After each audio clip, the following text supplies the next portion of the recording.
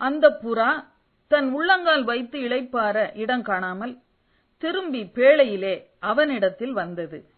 அவன் தன் கையை நீட்டி அதை பிடித்து தன்னிடமாக பேழைக்குள் சேர்த்து கொண்டான். ஆதியாகமம் 8:9. ஆவிக்குரிய உலகிலே நாம் 2 விதமான ஜனங்களை பார்க்கின்றோம். ஒன்று, இம்மைக்காக மாத்திரம் கிறிஸ்து இயேசுவை தேடுபவர்கள். இன்னொன்று, நித்திய ஜீவனுக்காக இயேசு கிறிஸ்துவை நாடுபவர்கள். இம்மைக்காக மாத்திரம் நாம் கிறிஸ்துவின் மேல் நம்பிக்கை உள்ளவர்களாயிருந்தால் எல்லா மனுஷரை பார்க்கிலும் பரிதவிக்கப்படத்தக்கவர்களாய் இருப்போம் என 1 கொரிந்தியர் 15:19 கூறுகிறது. இந்த தியான வசனத்திலே பூமி முழுவதும் தண்ணீரால் அழிக்கப்பட்டு மூடப்பட்டதாக இருக்கிறது. நோவாவின் பேழை மாத்திரம்தான் ஜீவனோடு தப்பி மீந்தது. பேழை அரராத் மலையில் தங்கின பிற்பாடு பேழையின் ஜன்னலை நோவா திறந்து ஒரு காகத்தை வெளியே விட்டார். அது புறப்பட்டு பூமியின் மேல் இருந்த ஜலம் வற்றி போகும் வரைக்கும் போகிறதும் வருகிறதுமாய் இருந்தது.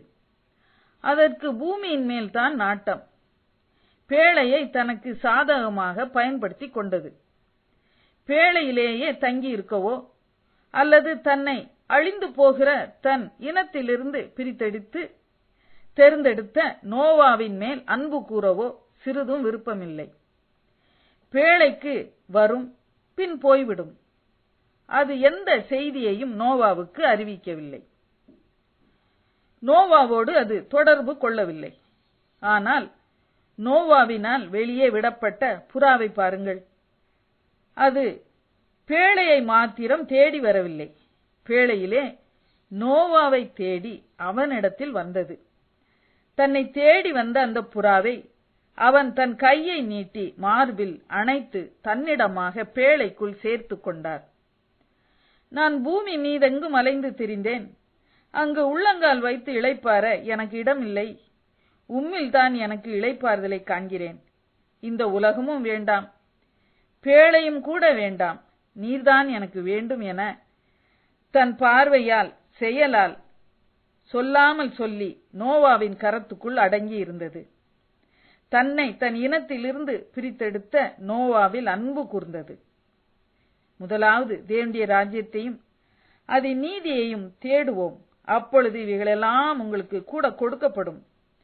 காகத்தை போல சந்தர்ப்பவாதியாக அல்ல, புறாவை போல கபடற்றவர்களாய் தேவனிடத்தில் அன்பு கூறுகிறவர்களாய் இருப்போம். இம்மைக்காக அல்ல, நித்திய ஜீவனுக்காக கர்த்தரை பற்றிக் கொள்வோம். ஜெபம். என்னை அழிவுக்கு தப்புவித்து பாதுகாத்து வரும் என் தேவனே, நீரே என் தேவன்.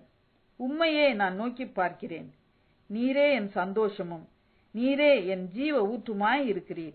என்னை ஆசீர்வதியும், தொடர்ந்து வழி நடத்தும். இயேசுவின் மூலமே. ஆமென்.